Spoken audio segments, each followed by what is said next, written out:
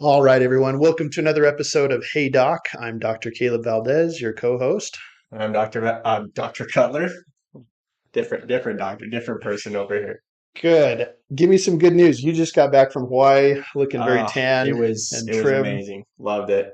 It was, just so many different things that I got to go through, and really grateful for the experience to go down there. I know Caleb went to college down there, was born in Hawaii, so That's was in right.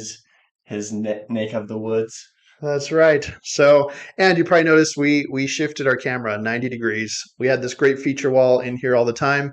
We weren't using it, so I mean I we know. What we the had heck? that It's freaking that beautiful. It's got our whiteboard sign behind right us, there. but yeah, so cool. Give us some love and yeah. I do want to apologize if I sit down at all during this talk. It's because my legs hurt really bad. Because took a week off of doing really heavy lifting and just jumped right back into it, and now everything hurts and I'm dying. So Yeah. Okay. Well, good. Um, good for you. I mean, getting sore. That's.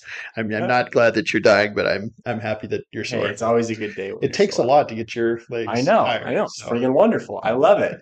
I couldn't move this morning, and my workout today was just excruciating, but yeah, got it done. Paid the man.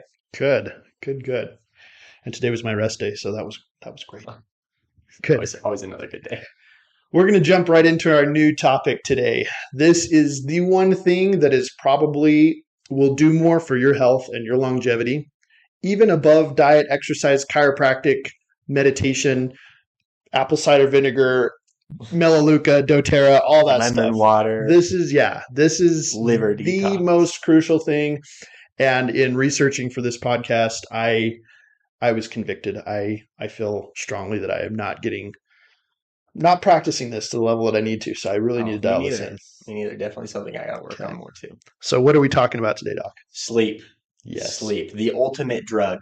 The ultimate performance enhancing drug. it really is. And performance in every aspect of your life. And Yeah. definitely something that I neglected like crazy growing up. I've gotten a lot better at it lately and prioritizing that. And I know you have as well. Yep. But how many times in high school and college did we think, oh, I have a test tomorrow. I'm just going to cram and I can take the test on 4 hours of sleep. Yeah. How much worse off do you think we were for doing Oh man, I'll never get those hours back. And research shows you can't make up for sleep debt, really. Once it's gone, it's gone. So it's like time. We're all limited in how much time we have. I've got this, longtime friend that's just lately has just been telling me, I'm so busy. I'm so busy. There's not enough time in the day. I can't make it to this. I can't do that. I can't help you with this. And I get it. We're all very busy people, but that's the first thing that we cut out is our sleep. And that really should be the last thing that we do. We're the only species on Earth that will lose out on sleep for no apparent survival reason, really, other than I don't know, or playing video games, yeah, or Netflix, we're on watching a social stupid media. TV show. Yeah. And I get it. I think our brains are so starved of substantive input that just being alone with our thoughts for those few minutes before we drop off into dreamland, it's not comfortable. I think also just physically, we don't have the same amount of stress put on our bodies to Yeah, where we have so much excess energy available to us that's that true. our body's just like, hey, I can keep running a little bit. Yeah. Or maybe we just think we can keep running because we have all this extra. I know sometimes for me, that's what keeps me up later Yeah. is if I eat more or have a big dinner, something like that, I might stay up a little bit longer. Right, right. So let's talk about the basics. We're going to go a little bit more into research and data on this episode than we typically have in previous ones. And so stick with us. We're going to try to keep it away from cerebral mumbo jumbo, smart babble, and just really make it uh, what we all know are benefits of sleep and what we all should be striving to do. I'm really going to try to break down the benefits of sleep, and we're going to give you some actionable steps that you can take to improve your sleep tonight. This costs you nothing, and it will change the way that your body responds to everything that you're doing right now for your health, from diet, exercise, chiropractic care, you name it. It Yeah. really just this is the thing that if you have this dialed in, everything else is going to work better. If you don't, nothing you do will that will compensate for a lack of sleep. So you can't get around this one. This is I the think big that right there, foundation. that's the tidbit that we need to focus and you need to just hound and pound into your head is that nothing in your life will make up for lack of sleep. There is nothing that will make up for it. Yeah. You can't replace it with anything. It's sleep. Yeah. That Can't is get what you around it. need. So hopefully you understand the importance of sleep. Let's just talk about the basics right now. What do we recommend for sleep? Everybody throws out different numbers, I know. Generally, we're going to say 7 to 9 hours. I would say eight and above. You can sleep too much, but let's be honest. If that's your problem, this is probably not the show for you. If you're going above 10 hours consistently, I want your life for a week. Yeah. Or maybe you have some other disorder that's going on. Right. And we definitely discussed that. I would seek help It's a good for point. that. So Yeah. So just some parts and pieces here. We're going to talk about something called a circadian rhythm. And that means circa means around, and dian is kind of day. And so, what is your body doing throughout a daily cycle? And for humans, that's actually a little bit longer than 24 hours. I know we have our hours broken into 24-hour days, but for humans, we function on a little bit longer than 24-hour circadian rhythm. And that rhythm is set by something called the suprachiasmatic nucleus, which is a little structure in your brain that sits right above the chiasm, the cross between your eye nerves, kind of the center of your brain. There's a lot of sleep stuff that goes on there, the pineal gland, all these structures we're going to be talking about. We'll try to stay in the safe zone on a lot of the neurology here, but we're going to throw out some terms here. If you catch it, great. If not, it's not going to change how you understand this. So suprachiasmatic nucleus is in charge of the timing of our body. It tells our body when to release certain hormones because that actually is our internal clock. It's a metronome that's telling you where you're at in time. And people who are in camping out for weeks in caves where there's zero natural light, prisoners that are undergoing sleep deprivation torture, which is actually a thing. Like we do it voluntarily to ourselves. Can you imagine if waterboarding was like a thing that we randomly did to ourselves? Like, no. So why are we missing out on sleep? Anyway, suprachiasmatic nucleus tells our body what time of day it is, and it's actually pretty accurate. Even when you're away from natural sleep cycle or sun cycles and light, you're not getting a lot of natural light. Your body knows when it's time to sleep and rest. And a big part of that is something called adenosine that builds up in our body. It attaches to the brain's receptors and it starts to create what we call like a sleep burden or a sleep weight. And it gradually builds up. As we sleep, that adenosine is processed out. We kind of reset with that refreshed feeling after a good sleep.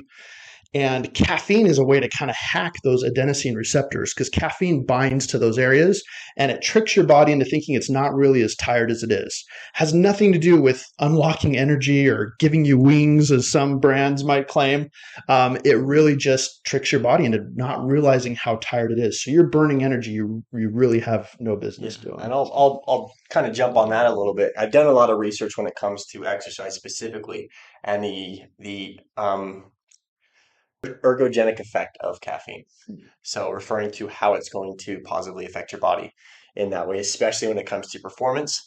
And I mean, overall, understanding that it doesn't give you more energy, it just makes your brain think you're less tired. Yeah. And so if you're less tired, you're going to be able to perform a little bit better.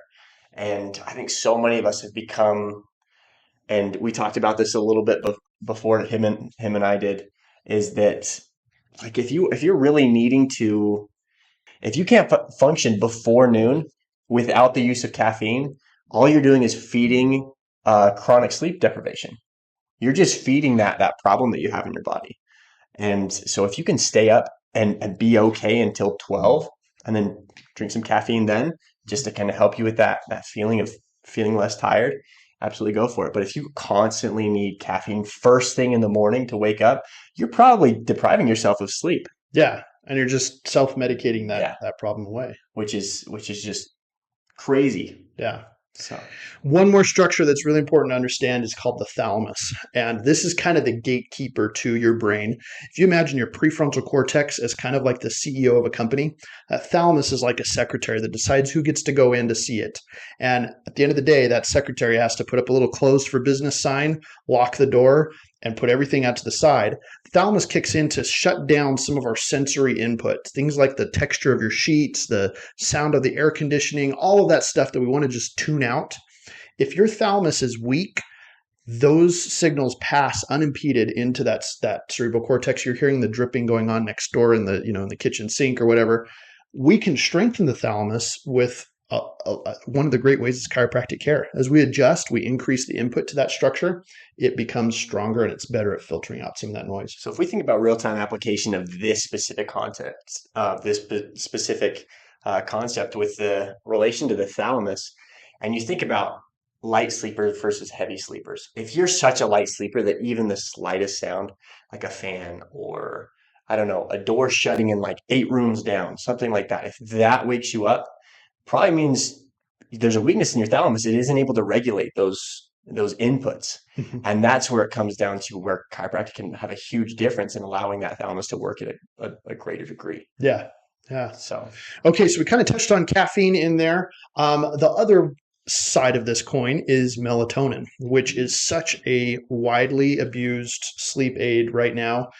Take it away, Doc. Let's talk about freaking melatonin. I mean, how many times as kids did we hear that the natural thing to do is to take melatonin, or because turkey has tryptophan, it's going to create more melatonin, so you're going to feel more sleepy?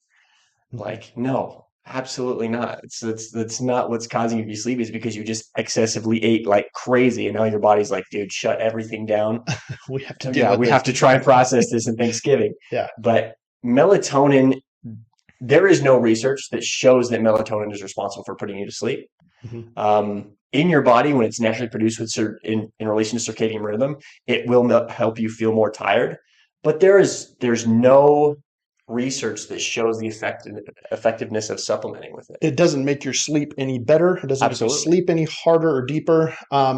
It's produced on the lateral ventricles right around the pineal gland. Yeah. And so it does help your body realize when it's nighttime and begins to shut things down for sleep, but it doesn't cause sleep, and it will not enhance that sleep as far as quality goes. Taking it in supplement form has absolutely no effect. In fact, the problem that it comes down to, it's the same with testosterone. Like when you take steroids, your testes will start to shrink because your body's like, hey, I don't have to make this anymore. Hormone. So how do we know that's not going to happen in the brain? And if it is where you do feel tired when you take it, more than likely there's a placebo effect to it. Is you feel like you're taking something to make you tired, and so there's a placebo associated with it. Yeah. And that's more than likely what's going on. Yeah. It's such an important hormone, we know, but we really don't understand it yet to the degree that we can say, and it kills me when parents, are giving this to kids to try to get them to sleep. Especially little toddlers. Yeah. You have a melatonin-dependent toddler that can't power down at the end of the day, and his brain is no longer creating this important cue to tell him when it's nighttime, and you have to increase that dose every single time. And the crazy thing about the supplements that you get melatonin, they don't regulate how much is in there. That's right. So in an effort to try and make them more effective so that more people will buy that, because hundreds of $1 million in that industry, specifically for melatonin. So in order to try and make it more effective, they increase the dose. They try to give you like a super effective one. Yeah. And I mean, who knows like what that effect is for long term, what we're doing to that. Yeah, just craziness there. So if this sounds like you, and this describes so many of us, and this was me, I promise. Melatonin at night to fall asleep, caffeine in the morning to wake up. It's the gas and the brake, basically. And I was regulating and self-medicating that and dosing myself into oblivion. Figure this out. Let's take control of this. Let's start backing you off these things, get your body back producing those things and back on a circadian rhythm so that it can wake up and fall asleep at the end of the day. Because that is the key to hormone health overall. And if we're messing with all these hormones, with adenosine receptors, with caffeine, with melatonin, stuff like that, something is going to be off. And it's a lot more than just those hormones involved. For sure. I mean, every other hormone is going to be affected as well. And that's where it comes to recovery. And I know in one of our previous podcasts, I had quoted Matt Fraser, who said that if we weren't required to sleep would be a performance enhancing drug. Yeah. Like they would ban it because it's just so effective. But specifically, we'll look at testosterone and HGH. So HGH, human growth hormone, which causes so many beneficial things that happen in your body, creating of new tissues, tissue repair, all these different things, especially for young kids, especially for people who are still growing a lot. That peaks between 12 a.m. and 3 a.m. So it is very important that you're allowing your body to be in that state of sleep and reparation and having your parasympathetic nervous system functioning at that time between 12 and 3 a.m. Mhm. Because that's going to help you to be able to have that peak where it needs to be. And then you have testosterone, which is very, very much connected to HGH. When your HGH increases later on in the day, you're also going to have an increase in testosterone. Again, higher metabolism, more muscle growth, lean muscle mass building, more reparation of different tissues in your body, overall better health, better sex drive, libido, just so many benefits that come from They having both those. affect digestion, Oh yeah, cognition, for sure. lean muscle repair, like you said, recovery. So, And this is not just in men, this is in women as well. yeah. So, I mean, just remember, women have testosterone and HGH as well. You have to think about those. There's very much a relationship between all of the hormones in our bodies and the degree in which they're able to function and degree in which they're released, and our body's able to modulate those. Yeah. And sleep has a humongous effect on those. Yeah. Like probably more than anything else. Like sleep's above nutrition, because if you don't sleep enough, there are people who do crazy fasts for many, many days. If they weren't sleeping well, there's no way they'd be able to do it. Yeah. Okay. Sleeping is what allows you to be able to kind of tap into those things and allow your body to adapt to different situations. Right. It's kind of your adaptation stage. Yeah, and that's where a lot of things happen cognitively that we're now starting to understand. We take experiences that we had during the day, and they're stored in the short-term memory, kind of like your RAM if you're on a computer, your short-term memory, and it starts shuttling those up to what's called the cortex. And those start sorting out memories. They disentangle connections that shouldn't be made. They actually help you divest your experiences from your emotions so that those memories and things aren't as painful of what happened to you that day, which is fascinating because we expect teenagers to be up at 5:30 for, sports and school and all that stuff. They need time to process the memories from the previous day and start working through a lot of the emotional trauma, anxiety, depression, schizophrenia, Alzheimer's, dementia, all those types of neuropsychological disorders stem in a large part from a lack of sleep on that. So, I want to jump on that a little bit. You mentioned like 2 days. We'll talk about Hell Week, and I'll kind of go back to high school wrestling. And Hell Week, we were waking up at 5:45, so I could be at school on time. Some people who lived a little bit farther away, 5:30. And I know for a fact I was going to bed at like 1 o'clock in the morning. I was getting like 4.5, 5 hours of sleep. Like that was terrible. And yet I'm expected to go and to work out in total during that week 4 or 5 hours. I'm never going to get that week back, and that is way more. There's way more of a deficit that's placed on my body as opposed to a positive. mhm. Okay, there's so much negative that's happening in my body because my body's freaking out at that point. My hormones are all out of whack. I'm not actually getting anything out of that. Okay, as opposed to what if I just decreased that? I worked out for 2 hours, trained for just a solid 2 hours, and I just focused on trying to get 8 hours of sleep that entire week. I would have been way better off. My body would have adapted so much better. I would have had way more energy. I would have been able to perform better. Okay, and that's the biggest thing is when it comes down to performance in any aspect of your life, whether it's athletic or anything else, you will always perform better if you're not tired. Yeah. Here's a crazy statistic I just learned that if you're awake for 19 hours, you are as impaired. Just so you know, he will like text me in the middle of the day. He's like, dude, did you know? I'll get this just research text in the middle of the day. Like, just know. I probably write those texts in like the middle of the night, but I don't want you to know I'm awake at 2 a.m. reading about sleep when I should be sleeping about reading. So anyway, I save it that day, and then I send it the next day. Same thing with all the social media crap that I send. So no, but the fact is 19 hours. If you're awake for 19 hours, you are as impaired as someone who is legally drunk. You think about what we do to interns and residents in hospital shifts that have to work these horrible hours, and we expect them to function not like an alcoholic. Yeah, that's just not how it works. I mean, you throw them in a hospital setting, and this is another research kind of just a statistic that's out there is that 1 in 20 medical errors has to do with sleep deprivation, right? That's insane. Yeah, if we could have those people sleeping normally, if I ever, and if I ever go under the knife and I'm comatose and I can't ask, I want to find out how much sleep my attending physician, my operation, my surgeon has had. because if he's been awake for 19 hours, it's like having a drunk person operate on Even me. if he's awake for 16 hours. Yeah, why I would you mean, think push about that? like those last, our body starts to naturally try and shut down. Right. Okay. At like what, 14, Yeah. 16 hours? Like your body wants to be asleep. And so all your cognition, and yeah, you can keep on drinking caffeine, Hmm. but at some point, your body's, it's that adenosine is going to build up so much, it's not going to be able to mask it. Yeah. Yeah. Okay. That's why Man. like these people who go without sleep for 54 hours or something die. Mhm. Yeah. You have a 70+% chance of getting a sports injury while you're trying to perform if you're under 6 hours of sleep. Which And is that nuts. gradually comes down. Yeah. I think Yeah. it was like 30, 20% or 30% Yeah. chance It's a if you're linear 9 hours of sleep. progression. Yeah. Yeah. So huge correlation between the amount of sleep we get and what happens there.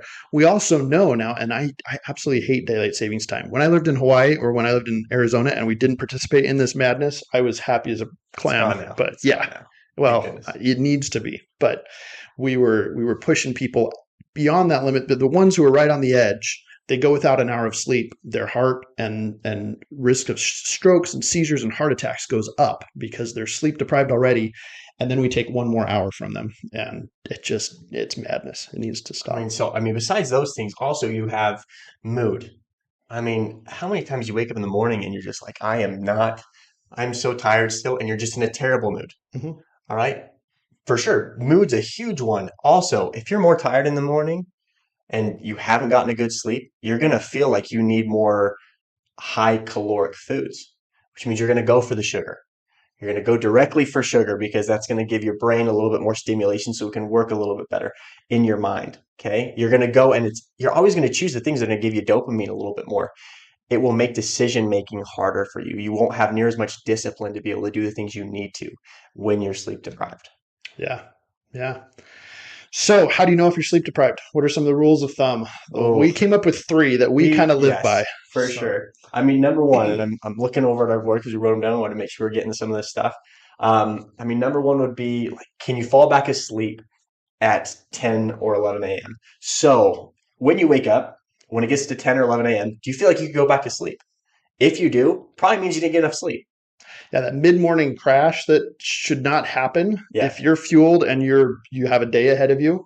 If your body can't function past that 10, 11 mark, you missed some hours the Again, night. if you have to have caffeine before noon, you're probably feeding a chronic sleep deficiency. Yeah. So those are two indicators, and it's kind of like, how do you have a problem if you're an alcoholic? What are some things, the cage, mnemonic, and stuff like that? Yeah. Those are probably the two biggest sleep ones. If you're hitting that snooze alarm and you just feel like you're not ready to get started, you should feel rested and awake. And I just want to address sleep apnea really quick too, because a lot of people think that's just overweight middle-aged men that get that. I had a patient the other day, a 6-year-old child that was just chronic fatigue. We sent her for a sleep study, came back that she had sleep apnea, obstructive sleep apnea. So you never know what it is. Don't write that off. But if you're sleeping the hours that you think you should, your body just might not be getting restful enough sleep. So, and that definitely interferes with your hormones and things like testosterone production. And that kind of draws me right into another way that we kind of tell whether we're having good sleep. This is specifically for men. We call the boner test. All right. Very Morning wood. scientific. Yes, morning wood. And I kind of got this from Kelly Starrett. Shout out to him. Great things. But we've done more of our own research on things like this. And just conjecturally, if you look at, first of all, the parasympathetic nervous system is responsible for the erection. Okay. So rest, digest. Rest, digest. That's when you're going to get the point and shoot. Okay. Parasympathetic erection, the ejaculation is going to be sympathetic. So parasympathetic, if you wake up in the morning, you have an erection, it probably means that your body was able to get into that parasympathetic state. Mm-hmm. If you're having a problem getting erection, ED, your body's probably in a stressed out mode all the time. And it's like, no, we're not ready to have sex right now because we're worried we're going to get eaten by a leopard. All right. I'm going to get chased by some animal and it's going to kill me and so why would I want to do this right now? And you think about that, ED is most often attributed to a lack of sleep, lower testosterone levels, and a nervous system that is completely unregulated. It's stressed, it's caffeinated, and then it's melatoninized, and it's just up and down and all around. It doesn't know if it's coming or going, and that equates to... It's all about being able to allow your body to regulate itself. Allowing it to regulate itself and not trying to micromanage it. Your body can do things a whole lot better than you can or than any doctor can. Hmm. All right. You just need to give it the things that it needs. And so also when it comes to testosterone, testosterone peaks around 8 a.m. Okay. So if I'm able to get my full hours of sleep, that's why when guys wake up, they're very horny. All right. They're just ready to go. If you have morning wood, you're very horny, probably means you slept very good. Your testosterone is able to peak. That's a phenomenal thing. All right. Yeah. That's a great thing. It means that your body was able to recover. You probably had a lot of beneficial processes that went on during the night.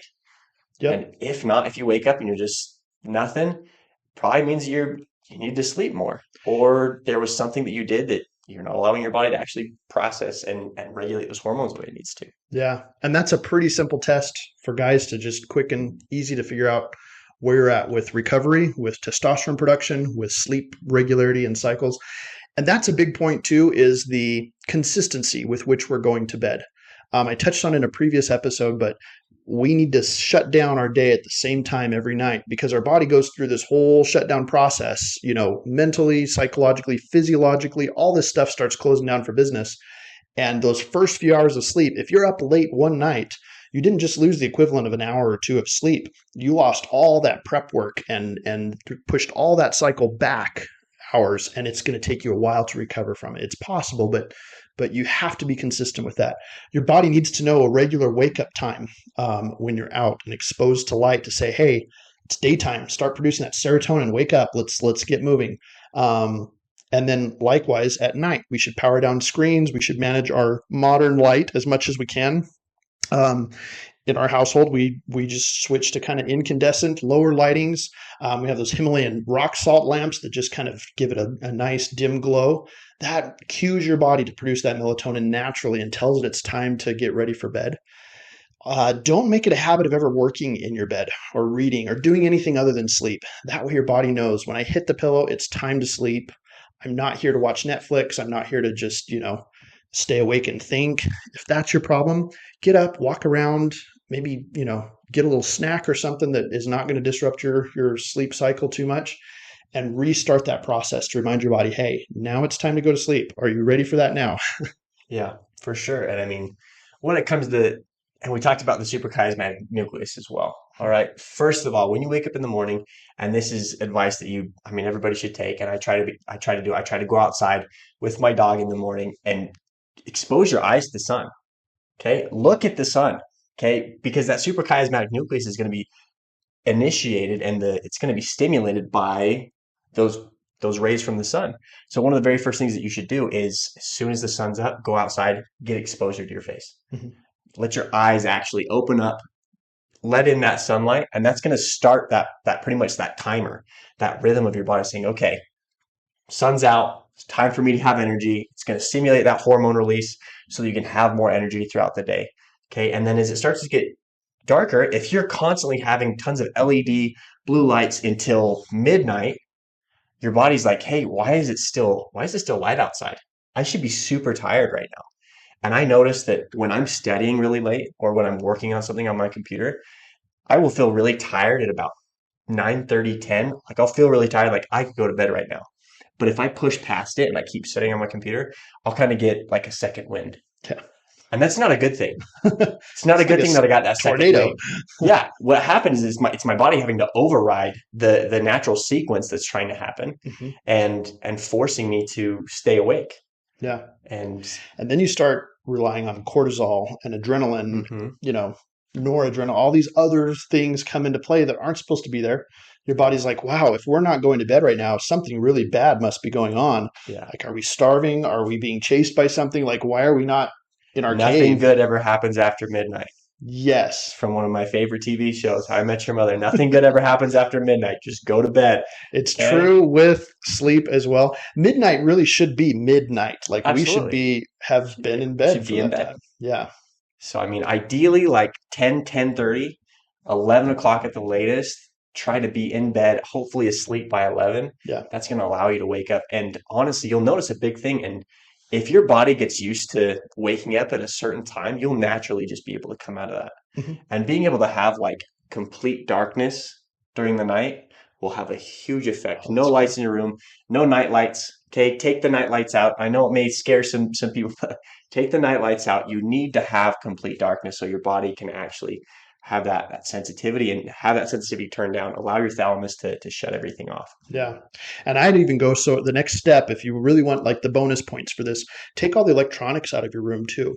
They may not emit light or produce sounds, but having that much electromagnetic signal in your area, your body will eventually, you'll reach a point where you're sensitive enough to that I have to put my iPad, iPhone, everything's outside of my sleeping area. And actually, just this last week, I got some blackout curtains. And we have like the dark curtains over the window that everybody, has. They think those are blackout curtains. Those work. But if you turn off the lights and you can see street lights or moonlight underneath those, they're probably not, they're opaque curtains, but I have the kind that like seal around the window, basically makes it a wall during the night. And then it's Velcro. I can just yank it off in the morning, get that light in, start, my day that way. But the dark, dark curtains that have sealed out all light, man, I can't tell you how much my sleep has improved with that. That, and then we use hostage tape.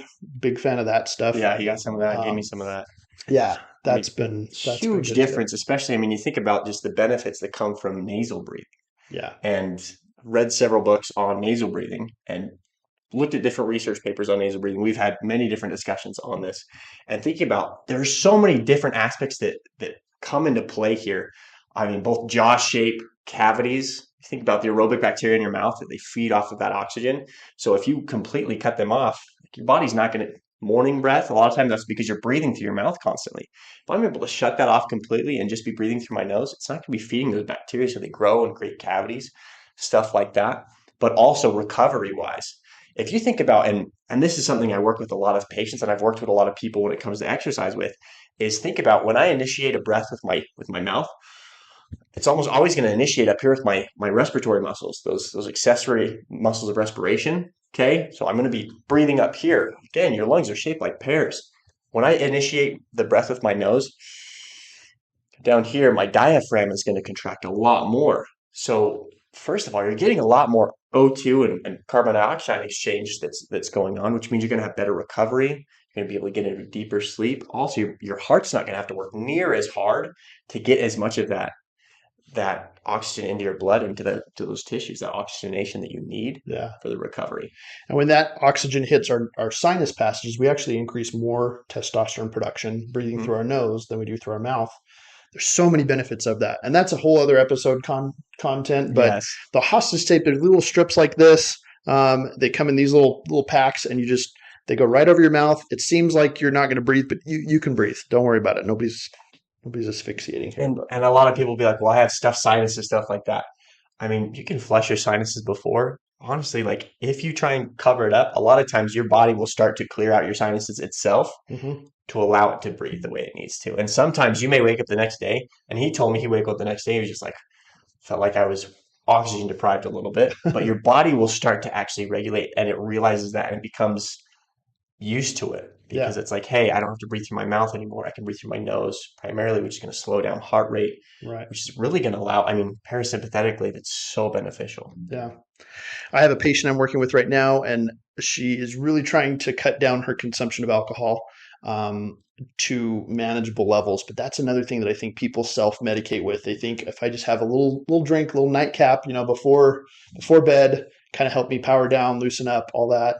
And you told me something fascinating too about cannabis. So yeah, so a lot of people think that alcohol is like it's a downer, and a lot of times it can actually keep people awake.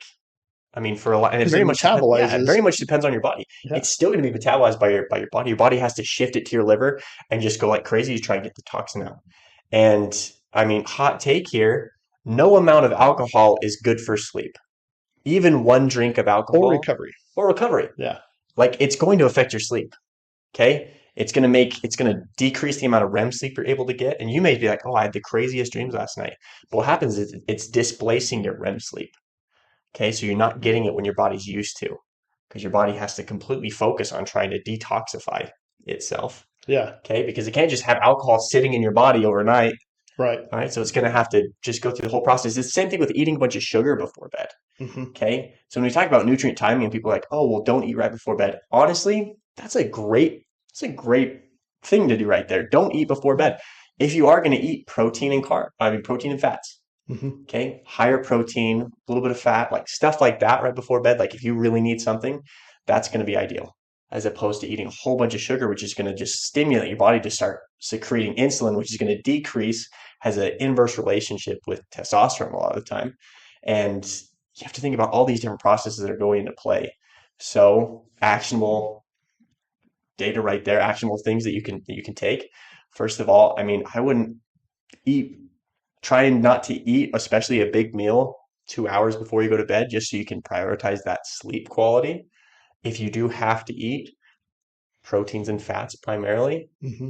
and then I mean, really just focus on I mean, no alcohol, especially not before bed. Like if you're gonna have a little bit like some day drinking stuff, I understand, but all in all, no amount of alcohol is gonna be beneficial for your recovery or your sleep. Yeah. And that includes cold medications, Yes. Sudafed, like all the tricks that we do to convince ourselves we're not self-medicating this problem. You should be able to get into a good, healthy sleep rhythm without any medication or intervention like that. There are some supplements that are really good though for Yeah. that. And so, what would you recommend for just kind of helping support natural I rhythms like mean, that? number one, a big thing, especially for people if you're old and you have a trouble modulating or regulating your blood glucose, your blood sugar, would be inositol. So inositol it's an awesome thing that you can take. I mean, I take it every once in a while. It just helps to kind of regulate your blood sugar, which will also help with insulin secretion. Okay, so it allows those HGH, testosterone, to really be able to peak the way they need to. That's why I like that. I mean, other things that we have. I mean, what are some things that you think? I'm always preaching magnesium Oh, for because sure. magnesium deficiency is so rampant. There's so many things that rob us of And magnesium. what kinds of magnesium? Because there's so many out there. There are so So many many. out there. Glycinate and L-threonate are the ones that most directly correspond to what we're doing here. I take L-threonate if I'm feeling like I'm a little magnesium deprived. A quick test to figure that out is I'll take the dose that it recommends and usually I need to double that. And then as soon as you start to feel like a little bit gurgly, a little bubble gut, kind of some loose stools, a little bit Yeah. like I took something too much, then you back off right under that dose. And as soon as things kind of normalize in my GI tract, I know that I'm at peak levels of magnesium there. Magnesium is water soluble, so I'm never going to overdose on it. My body will just secrete it, Yeah. with in the You might urine have a for the little bit of stomach HGH. distress, but your body will get rid of it. Yeah, same thing actually with vitamin C as well. Yeah. Um, All those B but vitamins, yeah, all those water soluble vitamins, your body doesn't store up in there. yeah. So if I'm fighting off something, I'll take vitamin C to the max up to the point that I what they call bowel tolerance, Mhm. which is kind of a funny way to put it, but then I back off a little bit, and my bowel tolerates it, and My bowel I'm tolerates it. yes, yeah, I will allow it, and then I feel great. So magnesium, calcium. There's we have a quick calm or calm Yeah. is a supplement that it's like a Counteract stuff like powder. that. Yeah. Were you telling me that it should be heated up? Oh yeah. The That was news CalMag, to me. Yeah. that Brand. specific brand, and I think a lot of different supplements when it comes to calcium, magnesium, it is actually more effective and it's more easily absorbed when it's a little bit warmer. Like a tea or something. Yeah. So, and there's a lot of places where like I'm not a fan of cold water, drinking cold water. I know a lot of people love their ice water. Not a fan. Hmm. All right. Your body has to heat that up. So yeah, you're going to use more energy trying to get water to the temperature to where your body can use it. Whereas if I'm drinking the amount of water that I should be drinking, I don't want to make it harder for my body to use it. I want to give it to my body right away. Be like, hey, here you go. There you go. Here's some like room temperature water or even a little bit warmer to where your body's able to, hey, I don't have to really heat it up that much to be able to utilize Yeah. this. And honestly, hydrating like that before bed is a great way to do Yeah. that. You'll probably have to wake up and your body will get used to waking up at a certain time to pee, and then you'll go back to bed and you'll sleep amazingly. Yeah. And even then there you can train your bladder Yeah. to not wake you up with that and to stay competent, through the night, which is Yes. important too. So So yeah, I mean, that also helps with, I mean, erectile dysfunction, stuff like that. yeah, So absolutely. So and all those things, pelvic floor training, all that stuff is really important. Temperature is another big factor too. Speaking for of sure. not drinking cold water, cooling your room, ideally, and research has shown that about 65 degrees is ideal. Yeah. Our brain actually has to cool its core temperature about 2 to 3 degrees to really get us into a good sleep cycle. And so if you sleep with a lot of covers on, you have to be warm. You might have an underlying thyroid condition or something going on with that we could address. I think a lot But of ladies, especially ladies that I know, like in my family, there's a lot of hypothyroidism, some mhm, Hashimoto's type stuff like that. yeah. And so like get very, very cold very easy. Yeah. So So let's address that type of a thing so that your body is comfortable at about 65 degrees. And I try to keep it that way year round. I utilize a 8 sleep, like a pod system. One of the best investments I've ever made in my life. And the way I justified it to myself, because I was not in a position to buy an item like that at the time. It's probably the most expensive purchase I've made in a long time. But I spend a third of my life in that thing, 8 hours out of 24.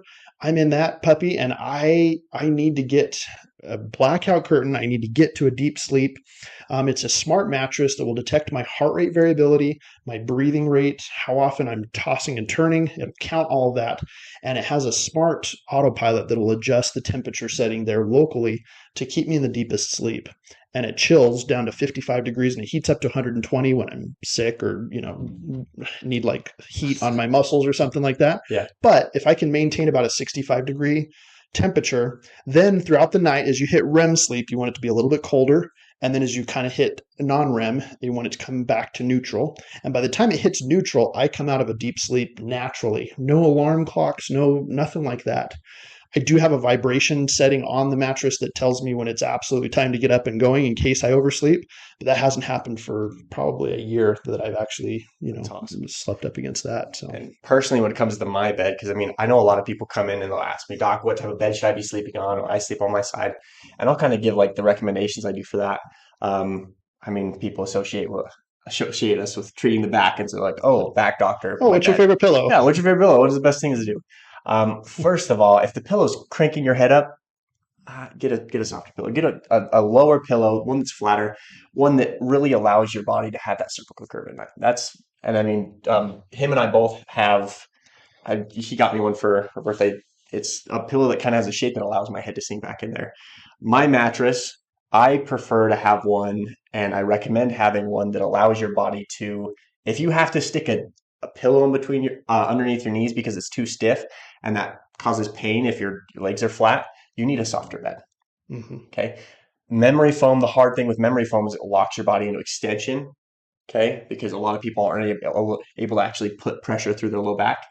So having a soft enough bed that kind of cradles your body and allows those erector muscles to relax.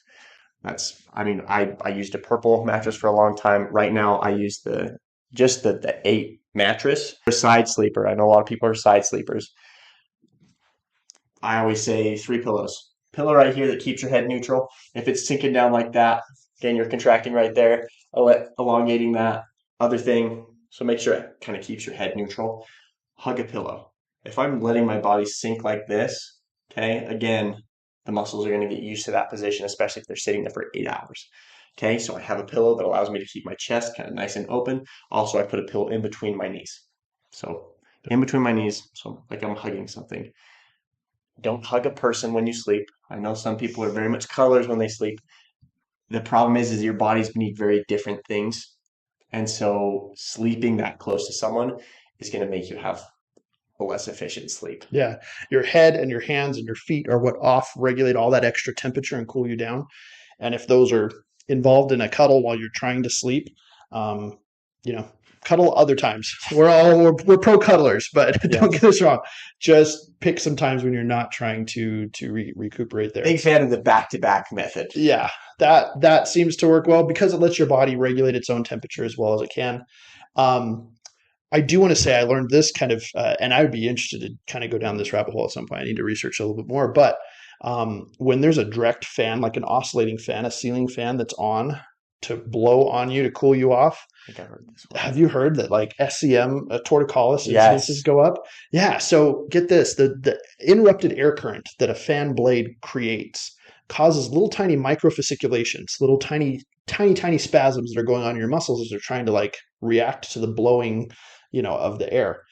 And that over time, over the night will lead to muscle tension, muscle stiffness. And a lot of times you can wake up with wry neck or what we call torticollis because those muscles go into lockdown. I slept wrong. Yeah, I slept wrong.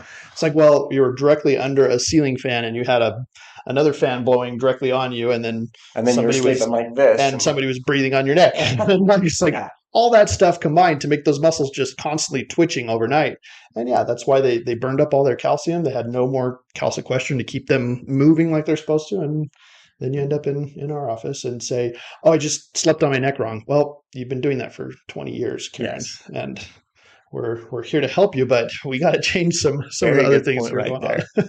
on. I kind of want to jump into a little bit when it comes to mental health and the effect Yeah. that sleep has on mental health, because I have a lot of people that I'm very close with that have struggles when it comes to psychiatric disorders. My grandpa, my mom's father was a big example for me of someone who had something, and I think it's like 94% or more. Almost every single person with a psychiatric disorder will usually have dysfunctional sleep. They will have a problem with their sleep. They won't be getting good quality sleep. And if you do a sleep study on people with psychiatric disorders, almost always they will have that dysfunctional sleep. And we look at that in kids with these. I mean, we try to think about why are so many people having depression, ADD. anxiety, ADD, ADHD, all these different things that kids are struggling with now. And we're looking at all these different factors. Why are we focusing on sleep? First of all, look at how much sleep they're getting. Are they getting effective sleep? Do they have a TV in their room? Are they watching TV till whatever time at night? Are they actually able to get into bed? That's like a 90s problem, a TV in your room. But like, I know. you have a cell phone now, and literally right here. Yeah. I mean, all the information in the world, 2 inches away from your nose. Why can't you sleep? yeah. Why can't you sleep? You're just you're reading about monsters right now. I'm looking at videos of sharks at 2:00 in the morning. Why can't I sleep? Yes, this is so terrible of me. Then you fall asleep and you have bad dreams and then I sleep even worse, and I wake up in the morning and I don't have a boner because I was dreaming about sharks, and they put me in sympathetic, and I'm like, oh my gosh, I got to run away or swim away because I'm getting chased by a shark. Yes, and then you either wet the bed or you kick somebody, or it's a problem. So anyway, just don't watch shark videos or any videos for that matter. Closer to bedtime, and it does take a while for your body to power down. Start eliminating some of those bright lights, some of the tech layers. You absolutely have to have that. Get some filter glasses or put an app on your phone, or be creative with that, but really realize that that those things cue up your nervous system. The light really affects how your body perceives that. So let's kind of chiasmatic nucleus right above the chiasm, that optic chiasm where the optic nerves cross. Okay, so if you think about that importance when it comes to circadian rhythm, if you're constantly stimulating that, it's going to throw things off. Yeah, that's the important takeaway right there. Yep. So, and right up with mental health, things like that, learning. Like if you are trying to, if you have a physical skill you're trying to integrate, you're going to soccer practice, you've been, drilling free throws, whatever it is, sleep is going to help your body. There's a inferior olivary nucleus that's like, hey, I remember how we fired these in this sequence. Let's try to rewind and rewire that and get it a little bit better, a little bit faster, a little bit more this or that. Sleep is where your body reenacts all of that, and it'll actually do it in fast motion and then in super slow motion, and it starts to just kind of replay all of those muscle memory things. And if you think about it, almost everything we do is muscle memory, recall. All of that stuff improves when we have regular sleep cycles. If you're trying to memorize something, if you're learning, you're studying for a test. Again, that's the first thing we throw out the window is like, I've got a test tomorrow. I'm going to cram till you remember all-nighters we did in graduate school was just. Honestly, I don't think I ever pulled an all-nighter. There was a couple nights where I'd go like on 3 hours of sleep. I don't think you're capable of an all-nighter. I don't think I'm not. Like anybody who's tried to keep me up past 12 knows that at like 12 o'clock, like my siblings, they're all like, hey, let's watch a movie on the trip. And I was like, it's 9 o'clock right now, which means that it's 1 o'clock in Utah. I'm going to bed. Yeah. So it's terrible for me, but I did sleep.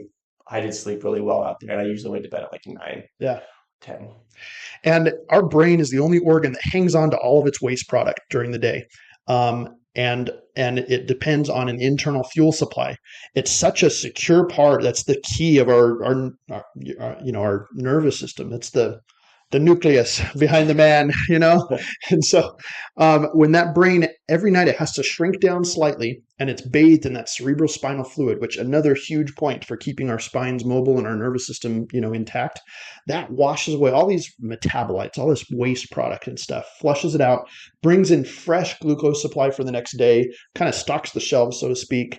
And then there's these little dendritic cells that kind of go throughout there, and it removes a lot of the waste product. When that's not happening regularly, they create a traffic jam in the front of our brain. Yeah. It's like Shoeshine Head, from Parks and Rec. it's good Andy Dwyer. I know. He should be a neurologist. Maybe he is. But those accumulate in the prefrontal cortex, and after many, many years, that chronic inflammation, that chronic congestion in that very important structure leads to a lot of the issues that we see with Alzheimer's. Things of Alzheimer's, dementia. Yeah. I mean, I guarantee there is a connection between Alzheimer's, dementia, and sleep. And a sleep-deprived society. There's probably a connection with MS as well. If you think about nervous tissue and its health, and then demyelination, stuff like that.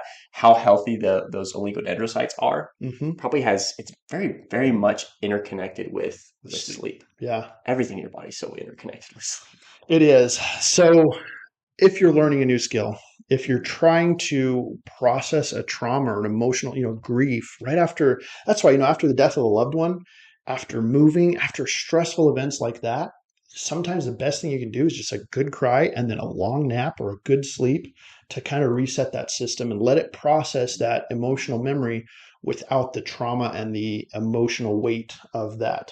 There's a part of our brain, a collection of structures called the limbic system. And that system gets very, very strong and active. It's almost like a hungry, spoiled toddler after a certain amount of sleep deprivation. The rest of your brain just has to babysit that the whole time. And it's that lizard brain that just wants to fight, very emotional. Yeah. Very driven by emotion. And I mean, you really think about that. And you see that in kids. How many bad decisions do you make when you're tired? How many stupid things do you say to people that you don't actually mean when you're tired? Yeah. And we talk about hangry, but I mean, sleep deprivation is even worse. Yeah. Can you imagine if you took a year and you really just dialed in your sleep? I think you'd be a different person. You'd have a different personality. Absolutely. You'd be way happier. There's so many different aspects of your life that would completely change. Yeah. And let me ask you this, just for conjecture's sake, I'm going to sit down real quick. Okay. My butt is... Just keep this close. My butt's dying. Okay. So... This looks ridiculous. You're good. We'll fix it and post edit. Hey, I just trying to give you guys a different angle of the top of my head. Yes. So you can see the little. So you can see where the suprachiasmatic nucleus is. See it right down in there. What was your question, sir? So let's say they're studying for a test. They haven't really studied that much. Is it more beneficial for them to do 1 hour of solid studying than try to give themselves an hour before bed and then go to bed, or to get 3 hours where they're going to be able to cover everything? What do you think would be better for them to be remembering stuff? I would prioritize sleep when you're doing that. And hopefully your time management skills are such that you're not the night before cramming for the test. But honestly, if you want to retain, when I study, if I'm going into a foreign language or I'm really diving into, when I was writing the book, sleep was so crucial for taking all these disparate ideas, all these disconnected concepts, and amalgamating that into one solid concept. You get far more creative. Your problem solving goes up. The solutions that you do come up with are more likely to succeed when you've had sleep. They've done all kinds of research on that kind of thing. So my stupid question was trying to stimulate all of that response right there. So good. Right there. Yeah. So got what I wanted. And you miraculously killed your butt. They're still there. It still hurts. So well, good. He's going to need some sleep tonight to prioritize that muscle recovery. Let's go over just kind of an actionable list of different things that we can do, or just our action items for sure. Yes. Bottom line here, guys. We threw a lot at you with the neurology of this, the supplements, all the fancy words. We had some really big words in here. I'll put the little suprachiasmatic, hypothalamus. Yeah. Hypothalamus that regulates temperature and stuff. Right. Hypothalamus. You don't have to memorize all those things. We nerd out about this stuff all the time. But the concepts are solid. And so drawing all that into kind of an actionable step. What can you do starting tonight to really maximize your recovery and your sleep? Number one, I think, would be the light issue, right? Yeah. Just managing the times when you're awake, getting out in the sun, reminding your body when you're awake. First thing in the morning, go outside, get your eyes exposed to the sun, get your body exposed to the sun. Yeah, and those morning rays, they're very high in infrared. They're very low in the UVB, or UVA that's going to burn skin. So you're not going to get sunburned at 8 o'clock in the morning on your morning walks. So your eyes are going to be fine looking directly at the sun that early in the morning. Like people may be like, oh, you definitely can't look at this. No, look at the sun. Yeah. Hey, that early in the morning, it's actually good for you. Get the sunrise. Very good rays coming off. Yeah. And we're coming up on like camping season and stuff right now, at least where we live. So get out. And if you can do a weekend or a week-long camping trip, just being out in nature when the sun rises and sets, that's going to reset your body's rhythm better than almost anything, I think, is just being out in that for that long. So manage light exposure. Yep. Number 2, avoid alcohol, cannabis, melatonin, goodness, cough syrup, whatever your trick is to get you to sleep. You need to start cycling off that. We can help. Yeah, absolutely. If you need to come talk to us, if you're constantly stressed out and you just can't sleep, come talk to us. Let's put together a plan. Let's get you well adjusted. Let's get your nervous system where it's supposed to be. Also, set a schedule. Know when you're going to bed every night and shoot for that. Okay, say I'm going to be asleep no later than 11 if you can. Yep. All right, and I'm going to be awake, and your body will start to wake up when it's ready to wake up. Okay. If you have a really hard day where you work really hard physically, stuff like that, or even mentally, you may need a little bit more sleep. Give yourself a little bit of that grace period so you can make it to work on time. Okay. Understand that so you can be able to get that 7 hours. Prioritize 8 to 9 hours is even better. Yeah. Try and get that. And give a little bit of grace to the night owls in your life or the teenagers that don't want to wake up really early in the morning.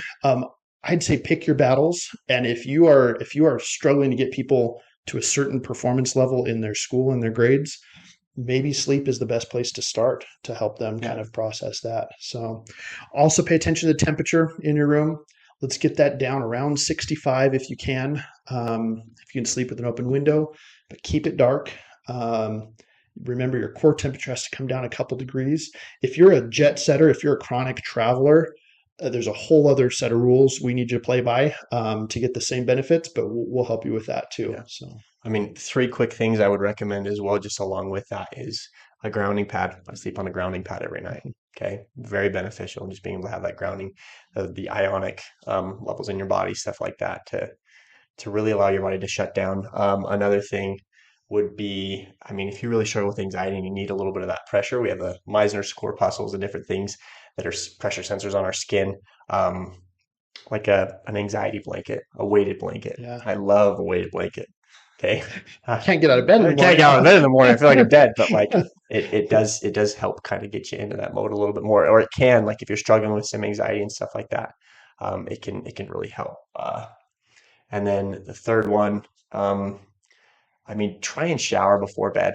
I'm gonna recommend that just for skin health, bacteria wise. Shower before bed. Make sure that you're getting into bed and you have clean sheets. And the ions as well. That'll help depolarize or discharge a lot of that static. So many different things that benefit you.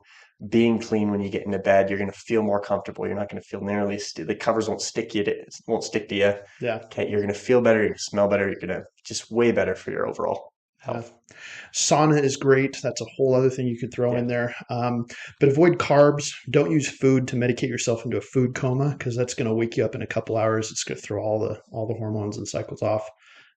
So hopefully we've given you some action steps. If any one of these things really stood out to you, let us know in the comments below, or send us a direct message here on our link. We can talk about naps in another episode a little bit. First of all, if you have to take a nap, if you're taking a nap every day, probably means you're not getting good sleep at night. Especially those horrible naps where you come home from work and you like sit on the couch, and then the next thing you know, it's like you wake up from the floor and there's just a puddle of drool on the carpet, and the carpet's just like, you have the like carpet design on your face. Every one of us as a kid came home from school at one point, laid down on the carpet and fell asleep. And there's just drool all over the place. Yeah. And now if you're chronic napping and you're worried you're going to miss the bus, and it's like 5 o'clock on a Saturday and you're a grown person, then probably you're doing something wrong. We got to get your sleep the beeper button right there. Yeah. Oh, I've got it. Yeah. But those types of things are warning signs that your body is asking you for more sleep. We just don't recognize that. And I'm sorry, but there's nothing in this world that is more important than being able to live a good, full, long life Yeah. with energy and vitality. And if we prioritize sleep, everything else is going to kind of fall into place naturally.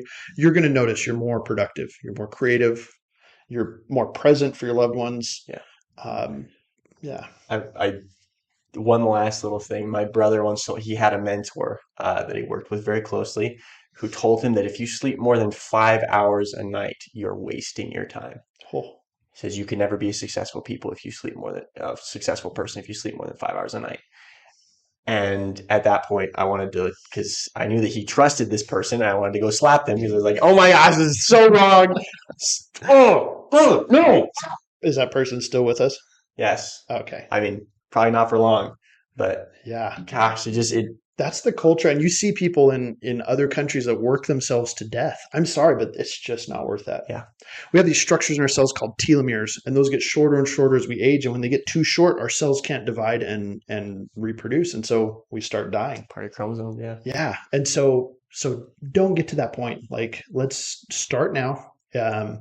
There's still hope. We can't go back and repay the sleep debt that you've accumulated at this point in your life, but prioritize it and you will be so much if you happier. need some help, if you're having just really hard time getting to sleep, or actually, I mean, any sort of quality sleep, please come see us. We'd love to work with you.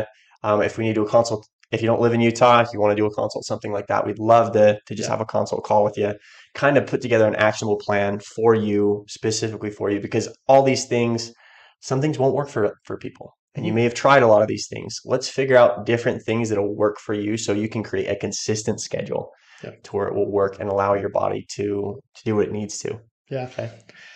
Cool. Sweet dreams, everyone. Have a Yes. good rest of your week. We'll see you next episode.